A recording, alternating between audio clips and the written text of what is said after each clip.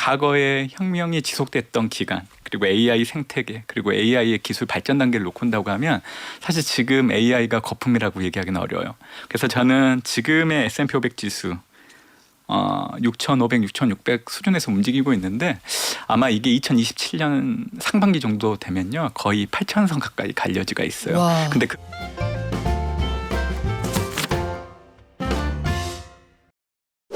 오늘 증시 분위기 좋습니다. 그런데 좋다가 뉴스에 파는 세론 나타나고 있어서 지수 상승폭이 장 초반보다는 좀 줄었는데 간밤 뉴욕장 봐도 역시 아메리카 걱정, M7 걱정은 하는 게 아니구나 이런 생각이 드네요. 근데 오픈 AI가 스쳐도 한 방이다. 이게 정상적인 시장이 맞나? 요건 좀 고민이 돼요. 오픈 AI하고 악수만 해도 주가가 막 10%씩 올라가는 그런 장입니다. 앞으로 국내장은 또 어떻게 될지 이 고민에 대한 모든 해답 대신증권 문남중 수석연구위원에게 들어볼게요. 안녕하세요. 안녕하세요. 간밤 뉴욕장 보니까 역시 이 하루 만에 타코 트레이드가 나타났는데 제가 궁금한 건요. 둘이 으르렁거리다가 화해할 거라고 예상도 했고 타코 트레이드 나타날 거라고 예상도 했지만 옛날보다는 이 재반등 폭이 그렇게 높은 것 같지가 않았어요. 이건 그냥 제가 너무 욕심이 과한 건가요? 증시가 그동안 많이 올랐죠. 그러다 보니까 뭐 이슈에 흔들릴 수는 있는데 그 이슈가 조금씩 해소될 때마다 증시가 반등하는 그 폭은 기대치에 미치지 못할 여지는 있다라고 생각을 해요. 근데 그건 크게 문제는 되지 않는 요소라고 생각을 하고 있고 아마 이제 지난주 금요일 날 미국 증시가 사실 저는 하락이라고 표현을 하는데 일부에서는 폭락이라고 얘기하더라고요. 물론 이제 3% 가까이 하락을 했기 때문에 폭락이라는 단어를 쓸 수 있는데 저는 폭락이라는 단어보다는 하락이라는 단어를 쓰는 게 더 맞다라고 생각하는 이유가 그 미국과 중국의 무역 전쟁이 재점화되긴 했지만 저는 다시 상승할 수 있는 하락이라고 판단하고 있기 때문에 확대 해석은 경계를 해야 되고 오히려 이번 주 미국 증시에 대한 비중을 늘리는 기회로 삼으면 좋지 않을까 생각합니다. 그리고 잠깐 얘기해 주셨지만 지금의 상황들을 놓고 본다고 하면 결국 에이펙 정상회담을 앞두고 어떻게 보면 그 서로 간의 협상력을 높이기 위한 정책보라고 보고 있기 때문에 이게 증시의 추세를 바꾸기 위해는 좀 어렵다고 보고 있고요. 최근에 비트코인 가격을 놓고 본다고 하더라도 12일, 13일 양일간 4.4% 정도 상승하는 모습을 좀 보인 걸 보면 이번에 나타났던 하락은 일시적이라고 좀 해석을 하고 있습니다. 네. 그러면 지금 어쨌든 미국에서는 수습하는 목소리가 계속 나오고 사실 우리 만날 것 같은데 이런 얘기가 또 재무장관을 통해서 나와요. 트럼프 대통령도 내가 사실은 시진핑 주석을 존경하고 있었어. 이런 표현도 쓰던데 그런데도 중국에서는 히토류에서 끝이 아니다. 리튬 배터리하고 인조 다이아 수출도 통제할 수 있다. 이런 얘기를 한단 말이에요. 중국이 이렇게 배짱을 부리는 건 왜 그러는 거예요? 아무래도 11월 10일 2차 고유 관세 휴전을 앞두고 있는 상황이기 때문에 시기적으로 보면 미국과 중국이 협상력을 높이기 위해서는 각자 가지고 있는 카드들을 보여줘야 돼요. 그러다 보니까 최근에 미국, 중국 서로 간에 활용할 수 있는 카드들을 꺼내들기 시작을 한 거고 이에 따른 불협화음을 증시가 좀 반영하고 있다고 보고 있는데 단순하게 생각하시면 됩니다. 11월 10일 제2차 관세 휴전 전까지는 좀 무역 담판에서 높은 고지를 차지하기 위한 양국 간의 모습들을 좀 목도할 수 있을 여지는 상당히 크기 때문에 그 정도의 의미를 좀 두실 필요는 있는 것 같아요. 저는 올해 연말까지는 미국 증시는 경기 확장 그리고 기업 실적을 바탕으로 계속 올라가는 장을 좀 염두에 두고 있고요. S&P 500 지수 기준으로는 최근에 한국 증시가 3,000선 위에서 일정 기간 계속 머무르고 있는 것처럼 S&P 500 지수 역시 7,000선 이상에서 일정 기간 머무르는 모습들을 앞으로 다가오는 4분기 동안 목도할 여지는 있다라고 보고 있기 때문에 일일비 하지 마시고 올해 연말까지는 가지고 있는 주식 잘 가지고 있으시면 좋지 않을까 생각하고 있습니다. 근데 요즘에 관세 충격이 본격화되면은 뭐 증시에 악재가 될 수도 있다 이런 얘기도 잠깐 나왔었고 투자자들이 그러면 관세 얘기가 계속 나와도 그냥 보유하시고 비중을 조금 더 확대하시는 게 이런 장에는 바람직한 건가요? 사실 올해 4월달 연간으로 증시가 가장 큰 폭으로 하락을 했죠. 그때 당시 S&P 500 지수도 고점 대비 마이너스 21.4% 정도 네. 하락했던 모습을 우리가 경험을 했었는데 그때 당시에도 주가가 추가적으로 더 하락할 수 있고 이제 미국은 경기 침체 들어갈 수 있다라는 의견들이 되게 만연했지만 지금 와서 보면 어때요? 그 증시 하락을 모두 이겨내고 연구원님은 아니라고 하셨어요. 그때 다 올라간다고. 네, 맞습니다. 네. 저는 올해까지는 미국 주도의 글로벌 증시 계속 올라갈 수 있다라고 얘기해드리고 있는 거고 저는 분석을 하는 사람이지만 이 국가 해당되는 증시를 볼 때 가장 먼저 보는 게 있어요. 해당되는 경기, 국가의 경기 그리고 기업 이익이 어느 상태인지를 보고 그게 이제 증시가 올라갈 수 있는 요인이라고 하면 증시는 계속 올라갈 수 있다. 그래서 대표적으로 미국 증시가 대표적인 국가이기 때문에 최근에 뭐 AI 버블 증시가 많이 올랐다는 의견들도 있지만 저는 개의치할 필요는 없다라고 생각을 해요. 근데 이제 반대로 문제가 되는 경우는 제가 한국 증시를 싫어하는 건 아니에요. 한국 증시도 앞으로 계속 올라갈 거라 봐요. 저는 올해 연말까지. 좋아하시는 거 맞죠? 네, 좋아하는 네. 거 맞는데 네. 경기가 좋지 않고 실적이 좋지 않은 상황이라고 하면 어느 순간 갑자기 무너질 수 있거든요. 그래서 저는 그게 불안한 거예요. 미국 같은 경우에는 올해 9월 기준으로 경기 확장이 65개월째 진행되고 있고요. 기업 실적을 놓고 본다고 하면 이번 주 14일 이제 금융주 실적 발표를 시작으로 미국의 3분기 어닝 시즌 가셔야 되는데 미국은 예상치보다 결과치가 좋게 나오는 실적이 10개분기 정도 확인됐던 거고 올해 3분기 실적 역시 예상치보다는 결과치가 훨씬 더 잘 나올 것 같아요. 그래서 금융주 실적을 예로 든다고 하면 S&P 500의 금융 섹터의 EPS 증가율을 보면 6월 말에 추정됐던 게 7.6이었어요. 네. 근데 지금은 이 숫자가 13.2까지 올라왔어요. 와. 그러니까 금융주 실적 발표 분위기가 나쁘지 않아요. 이 얘기는 돈 잘 결국 버는구나. 네, 그래서 앞으로 불안이란 게 네. 다시 부각된다고 하더라도 저는 실적이 있기 때문에 미국 증시는 계속 상승할 수 있다라는 얘기를 좀 드리고 있습니다. 그렇구나. 4월 9일 그때 급락한 이후에 그때 빠졌던 주식을 사서 고이 간직하신 분들은 지금 뭐 2배, 3배 오른 것들 꽤 많을 텐데 근데 계속 우리가 마음을 다잡을 때 자꾸 불안하게 하는 게 인공지능 거품론이에요. 오픈 AI가 악수만 했다 하면 주가가 뭐 한 10%, 20% 막 올라가는데 이게 정상인가? 이런 생각이 막 들고 뭘 막 사서 뭘 하겠다는데 가만히 있어봐. 오픈 AI 돈 없잖아. 적자잖아. 이런 생각이 드는 거예요. 그리고 막 주식을 맞교환하면서 주가가 올라가면 그걸 다시 갖다 팔아서 돈을 수금을 한대요. 이건 자전거래가 아닌가 이런 생각도 드는데 거품론에는 어떻게 대응을 해야 돼요? 사실 그 눈에 보이는 나무만 봐서는 이 AI 혁명에 대해서 전체적인 큰 윤곽을 우리가 잡을 수가 없거든요. 그래서 제가 오늘은 AI 혁명이 앞으로도 계속 성장할 수 있다라는 그 큰 그림을 좀 얘기를 드리려고 해요. 우선적으로 우리가 예전 경험들을 좀 떠올려야 돼요. 우리가 경험했던 게 이제 1989년도 웹 브라우저가 출시되면서 인터넷 혁명이 시작이 됐죠. 그때 기간이 18년 정도 지속이 됐습니다. 그리고 이게 끝나고 나서는 2007년도 애플의 아이폰이 출시되면서 모바일 혁명이 시작이 됐죠. 그때는 15년 정도 지속이 됐어요. 지금 우리가 경험하고 있는 AI 혁명은 2022년도 오픈 AI가 챗 GPT를 출시하면서 시작됐는데 이제 3년 정도 됐어요. 보수적으로 잡아봐도 앞으로 9년 정도는 계속 지속될 여지는 있다라고 보고 있고요. 보통 AI 혁명 관련해서 전망 자료들을 보면 전망하는 그 연도를 보면 대부분이 2030년에서 2035년 정도 되거든요.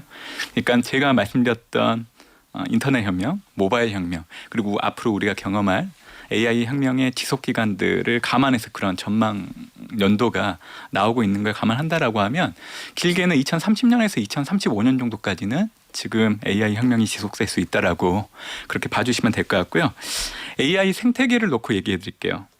현재 우리가 이 AI 모델, 반도체, 클라우드 중심의 스테이지 1 단계에 놓여 있는데 이게 궁극적으로 스테이지 3까지 가야 됩니다.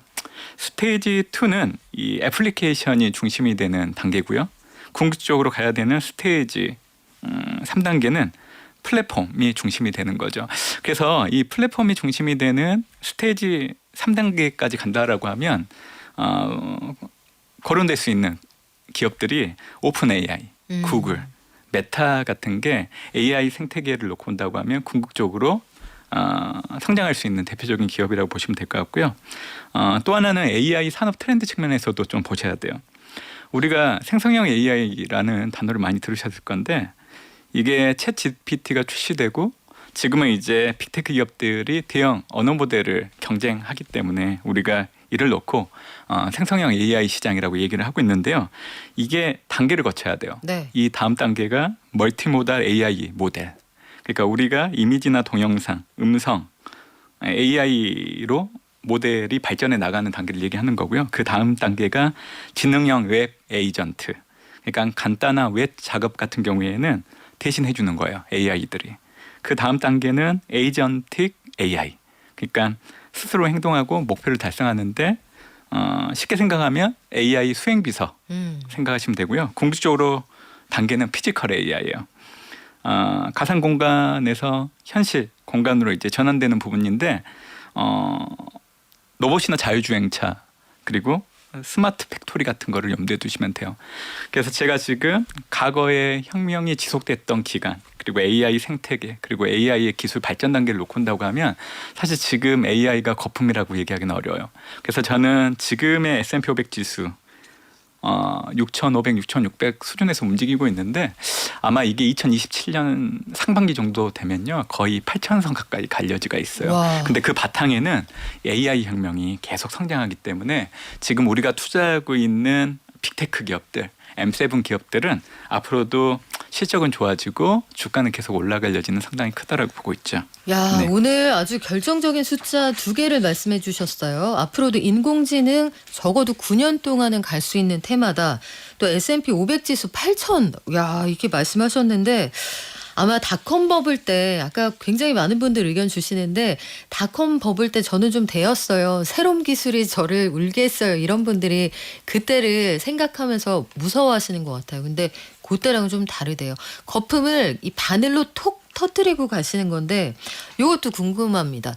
지금 인공지능 거품론에서 또 다른 그 섹터의 이야기는 뭐냐면 업계의 탑티어 회사 말고요. 차선책인 회사들 예를 들면 엔비디아 말고 AMD 또 삼성이나 SK 하이닉스 말고 브로드컴 이런 회사들이 AI 관련주에서 오픈 AI가 손 한번 잡아주면 주가 확 올라가는데 그러면 이런 회사들은 앞으로 전망이 어떨 거냐. 업계에서 차선책이 되는 회사들에 대한 전망은 어때요? 작년까지 AI 관련된 대표 기업이라고 하면 뭐 엔비디아 이렇게 떠올리셨을 거예요. 근데 올해 같은 경우에는 이 반도체 관련된 기업들을 보면 엔비디아보다는 AMD, 브로드컴 같은 기업들이 훨씬 더 주가가 좋거든요. 시장에 관심도 많이 받고요. 네. 그래서 이제 이런 현상들을 좀 설명을 하려고 하면 결국 AI 시스템이 구현되는 목적이 달라지고 있다라는 거를 좀 아셔야 돼요. 그러니까 작년까지는 학습용이었어요. 근데 올해부터는 추론용으로 가셔야 되기 때문에 이에 연결되어서 AI 서비스 플랫폼이 달라지는 거죠. 그러니까 작년까지는 서버용 플랫폼이 관심을 받았다라고 하면 이제 올해부터는 엣지 디바이스용 그러니까 스마트폰이나 자율주행차 관련된 사용되는 이 반도체 쓰임이 커지는 상황이라 보시면 될 것 같고요.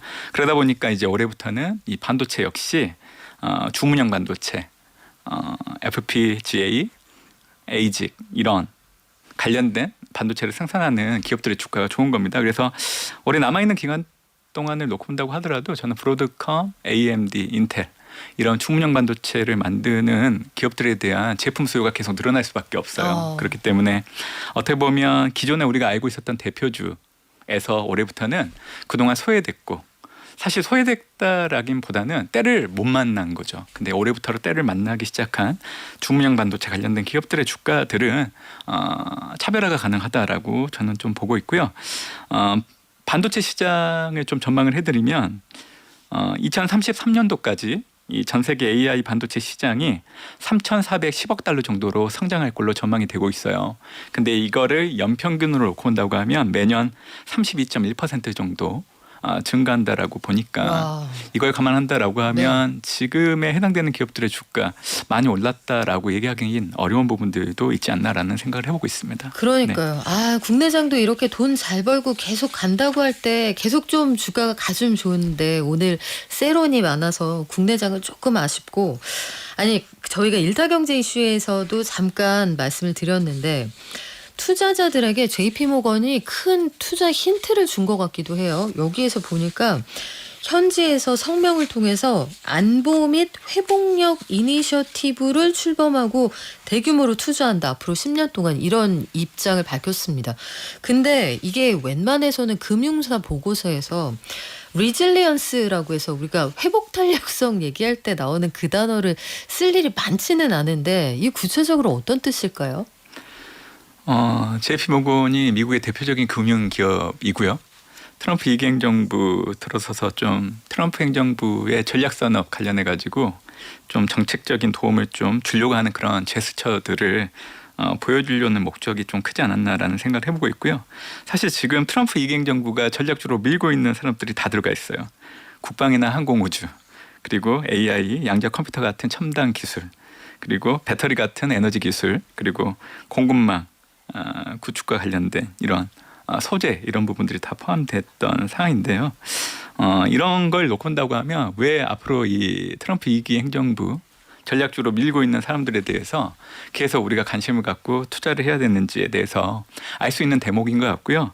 민간 기업들조차도 트럼프 행정부의 정책 행보에 발맞추려고 하는 모습들을 우리가 목도하고 있기 때문에, 그래서 저는 해당되는 분야가 크게 4가지거든요. 이게 직접 투자는 100억 달러 정도 되고, 이외 향후 10년 동안 금융 지원이나 자금 조달을 포함해서는 1조 5천억 달러 정도 지원을 한다라고 하니까 이에 대한 영향력은 어느 정도 좀 크지 않을까라고 생각을 하고 있습니다. 그러면은 뭐 그 분야에 들어가 있는 쪽은 앞으로도 당분간 유망하다 이렇게 평가를 해도 될까요? 네, 제가 그 미국의 전략 산업 관련해서 꾸준하게 관심을 가져야 된다는 얘기를 좀 드리고 있는데, 우선적으로는 크게 이 AI 자본 지출 증가는 계속 목도할 수 있기 때문에 범용 인공지능, AGI, 그리고 반도체 관련된 종목들은 계속 눈여겨봐야 된다라고 보고 있고요. 상용화 그 인식이 커지고 있는 양자 컴퓨터도 눈여겨봐야 되는 부분들이 있고. 간밤에 많이 올랐어요. 맞아요. 네. 그리고 각국 중앙은행이 탈달러화 대체 자산으로서 기대되는 게 가상자산, 그리고 올해 상반기 때 지니어스 법안 통과되면서 이제는 발효되고 있는데, 그래서 아까도 잠깐 얘기를 나누시는 것 같은데 스테이블 코인 시장 앞으로 계속 커질 걸로 좀 보고 있기 때문에 관심을 가져야 되고요. 네. 그리고 생성형 AI 시장이 계속 커지게 된다라고 하면 데이터 센터 건설 부분 계속 이루어질 수밖에 없어요. 이로 인해 우라늄이나 원전 관련된 기업들도 주가가 좋을 수밖에 없거든요. 그래서 제가 지금 얘기해드렸던 대상들에 대해서는 좀 꾸준하게 계속 관심을 가져야 되지 않을까 얘기를 드리고 있습니다.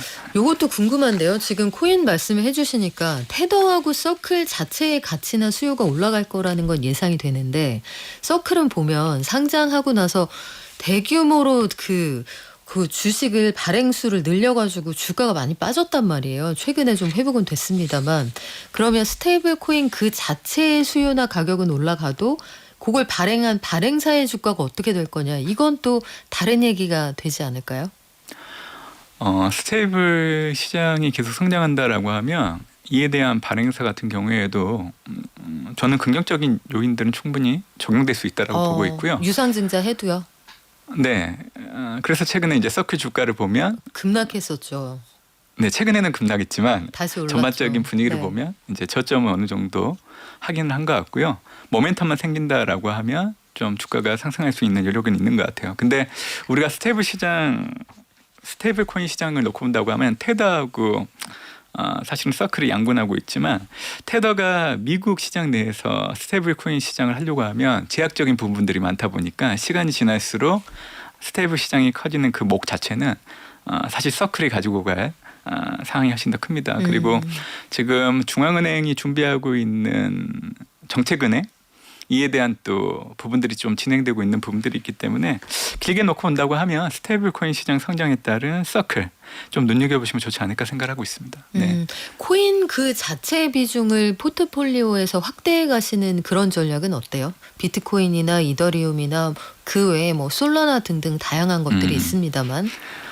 가상자산 앞으로도 좋을 겁니다. 근데 저는 단연코 항상 비트코인을 우선해서 투자를 해야 된다라고 얘기해드리고 싶고요. 1등에 투자해라. 네, 나머지 관련된 상품들은 변동성이 좀 더 큰 것 같아요. 그래서 항상 우리는 대장주들, 가상자산은 비트코인, 스테이블 코인 같은 경우에는 이제 서클을 투자하는 게 가장 좋지 않을까 생각을 하고 있고요. 스테이블 시장 커질 때 또 관련된 기업들을 놓고 온다고 하면 코인베이스 같은 기업들도 포함이 되거든요. 근데 코인베이스는 최근에 주가가 좀 많이 올랐던 부분들이 있죠. 그래서 네. 코인베이스보다는 서클이 조금 상대적으로 더 우리가 좀 싸게 진입할 수 있는 대상이 되지 않을까라고 생각하고 있습니다. 그러면 오늘 분위기 좋았다가 상승폭이 좀 줄어들고는 있습니다만 이 모든 인공지능의 흐름 속에서 수혜받을 수 있는 회사들 삼성전자, SK하이닉스 등등 우리가 꼽을 수가 있는데 오늘 보니까 뭐 뉴로모피까지 다 올라가더라고요. 완전히 소부장까지 올라가는 그런 시장이었는데 어느 쪽에 만약에 삼성과 하이닉스가 선택지다 어느 쪽이 앞으로 올라갈 가능성이 더 크다고 보세요? 그 올해 삼성전자, SK하이닉스 주가가 좋았죠. 근데 그 핵심에는 외국인 순매수가 가장 중요했던 것 같아요. 그러니까 올해 전반적인 분위기를 보면 3월달에 봄용 디램 가격이 올라가기 시작을 했고 4월달 한 달간 외국인들이 지켜봤어요. 이게 이례적인지 아니면 역속적인지. 근데 이게 연속적으로 계속 올라갈 것 같으니까 5월부터 SK하이닉스를 집중적으로 순매수하기 시작을 했고 이에 따라서 SK하이닉스 주가가 먼저 오르기 시작을 했죠. 단기간에 큰 폭으로 올라가다 보니까 시간이 지날수록 외국인들도 SK하이닉스보다는 삼성전자를 담기 시작을 했거든요. 어느 달에는 훨씬 더 많이 담았죠. 네. 지금은 SK하이닉스, 삼성전자 주가 모두 많이 올랐어요. 그래서 당분간은 주가가 올라가는 가겠지만 기존처럼 큰 폭으로 올라가긴 좀 어렵지 않을까라고 생각을 하고 있고요. 아직까지는 HBM을 중심으로 봐야 되기 때문에 SK하이닉스 모멘텀이 조금 더 크지 않을까라고 생각을 하고 있습니다. 알겠습니다. 오늘 말씀은 여기까지 들을게요. 지금까지 대신증권 문남중 수석연구위원과 함께했습니다. 고맙습니다. 감사합니다.